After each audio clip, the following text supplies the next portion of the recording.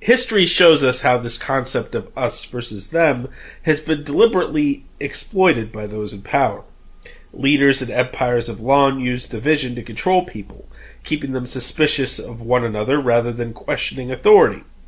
The Romans are a clear example. They didn't just conquer with armies, they played tribes against each other. In Gaul, some tribes were allies, others rivals, making sure no one could unite against them. Centuries later, colonial empires did the same thing. The British fanned tensions between Hindus and Muslims in India to maintain control, a legacy that we still feel today. This strategy of manipulating perceptions and narratives goes beyond armies and borders. Edward Said, a Palestinian-American scholar and literary critic, explains this in his book Orientalism.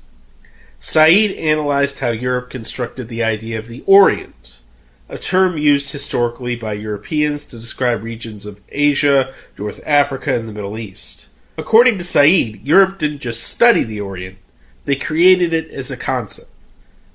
Scholars, writers, and artists built an imaginative geography, portraying the Orient as exotic, dangerous, and knowable, so it could be dominated.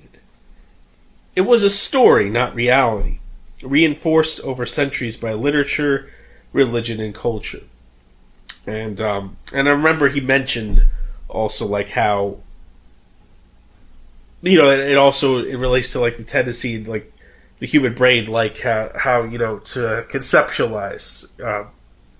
It's easier to put a label on something rather than be open to things we don't understand. It's a way of I forget the exact words, but like it's a way that we feel more comfortable, to put a label on things, paint things with a broad brush rather than looking at the complexity of different human beings and and seeing everybody as an individual. It's more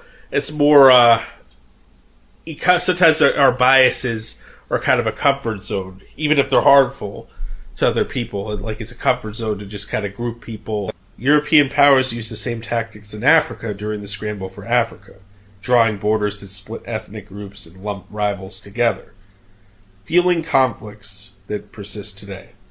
In Rwanda, Belgian colonizers institutionalized divisions between Hutus and Tutsis with identity cards and favoritism, tensions that exploded tragically in 1994. Closer to home, here in the U.S., Bacon's Rebellion in 1676, well, this was before it was the U.S., but it was in what would later become the U.S., Bacon's Rebellion in 1676 revealed the threat of unified black and white poor people rising against the elite. Afterward, colonial leaders hardened racial divisions, giving poor whites privileges denied to black people. Slaveholders kept the Africans divided through language, culture, skin tone, and competition with poor whites. Divide and conquer isn't just armies, it's ideas, propaganda, and stereotypes. Nazi Germany portrayed Jews as vermin to justify genocide.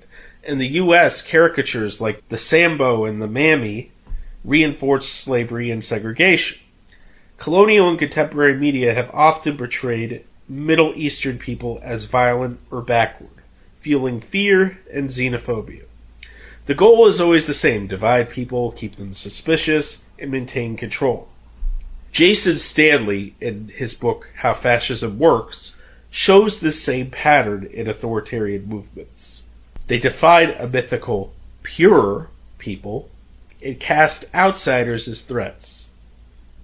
Rwanda's 1994 genocide is an example. Hutu extremists dehumanized Tutsis in magazines and on the radio, condemned intermarriage, and made ordinary people see violence as protecting their nation. The Hindutva movement in India uses similar tactics, defining India as a Hindu nation, portraying Muslims and other minorities as outsiders, rewriting history to frame them as oppressors, and casting intermarriage or demographic growth as threats. The pattern is always the same: divide us from them to justify control.